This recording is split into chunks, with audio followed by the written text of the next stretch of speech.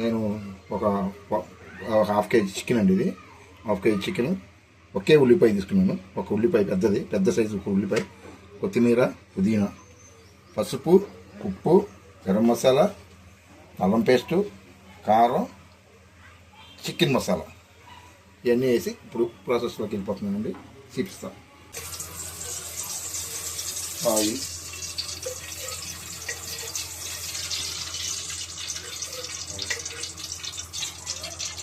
పైకి కొంచెం ఆయిల్ ఎక్కువ కావాల్సి వస్తుందండి. నేనైతే 4 టీ స్పూన్లు వేస్తున్నాను. ఉల్లిపాయలు వేగిస్తున్నామండి. నూనె కాగిపోయింది. ఉల్లిపాయలు వేగిస్తున్నాం, బాగా వేగాలండి. కలర్ఫుల్గా అవ్వాలి. కొంచెం కొత్తిమీర కూడా వేసుకుందాం.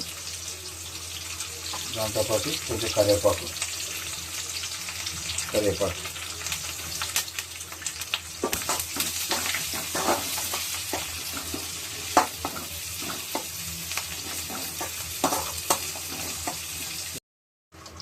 రండి. స్పూన్నర అల్లం పేస్ట్,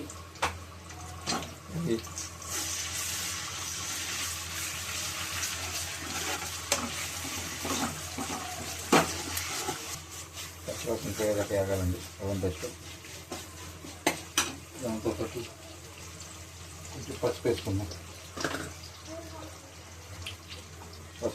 కొంచెం ఆయిల్ పైకి వచ్చింది చూడండి. అల్లం పేస్ట్ రావాలి. ఇంట్లో చికెన్లో కోడిగుడ్డు కలిపాను, అది చెప్తాం మర్చిపోయా మీకు. చికెన్లో కోడిగుడ్డు కలిపాను.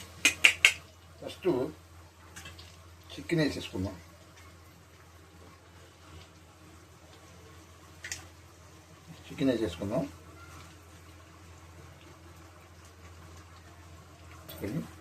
వేసి తర్వాత వేసుకుందాం అండి. చికెన్ మగ్గిన తర్వాత వేసుకుందాం. కోడిగుడ్డు గుజ్జే కదా, ఇట్లా కలుపుకుంటాం.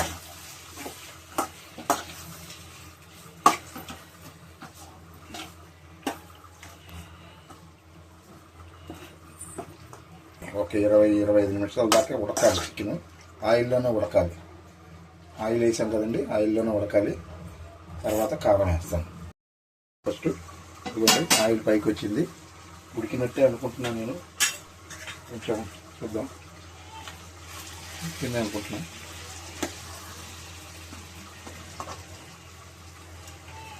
ఉడికిపోయిందండి. ఇదిగోండి అయిపోయింది. కొంచెం కలుపుకుందాం. కొంచెం కారం వేసుకుందాం. మనకి ఎంత కావాలో అది వేసుకోండి. వేస్తున్నాను నేను. 1 టీ స్పూన్ వేస్తున్నాను. ఆల్రెడీ కారం వేసాను దాంట్లో. వచ్చి ఇప్పుడు కొంచెం చికెన్ మసాలా వేద్దాం. లైట్గా చికెన్ మసాలా, లైట్గా గరం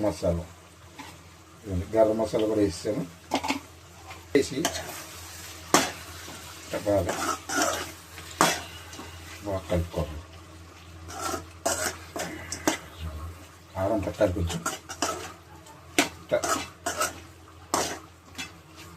ఈ కోడిగుడ్డు కలిపాము కదా, ఇది కూడా వేసేసుకున్నాం. కోడిగుడ్డు చికెన్ కర్రీ రెడీ. ఇది మొదలు పెట్టేసుకున్నాం. ఒక 20 మినిట్స్ ఆగండి, అయిపోయిందండి. చికెన్ చికెన్ కర్రీ అయిపోయిందండి. చూడండి ఆయిల్ అంత పైకి వచ్చిందో.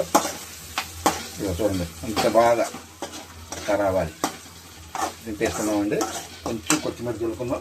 పుదీనా చూడండి పెట్టుకొని కొత్తిమీర చల్లుకుందాం. ఒక్క తిప్పు దిగుదాం. Egg chicken curry. ఎగ్ కనపడలేదు ఏంటని అడుగుతారేమో. ఎగ్ కనపడదు. దాంట్లో పగలగొట్టి పోసి చికెన్లో నానబెట్టి ఆ ఉల్లిపాయలు, అల్లం వెల్లుల్లి పేస్ట్ అన్నీ వేసి బాగా ఫ్రై చేసామండి. ఆల్రెడీ దీనికి ప్రాసెస్ కూడా పెడుతున్నాను. ఇది మీకు నచ్చినట్టయితే, ఈ రెసిపీ మీకు నచ్చినట్టయితే నాకు ఒక లైక్ చేయండి, సబ్స్క్రైబ్ చేయండి, కామెంట్ చేయండి. నాకు మీరు లైక్ చేయడం వల్లే నాకు చాలా బెనిఫిట్గా ఉంటుంది. కొంచెం మీరు సబ్స్క్రైబ్ చేస్తేనే నేను వీడియో చేయగలుగుతానండి. కొంచెం చూసి రిక్వెస్ట్గా అడుగుతున్నాం, please help me. Thank you.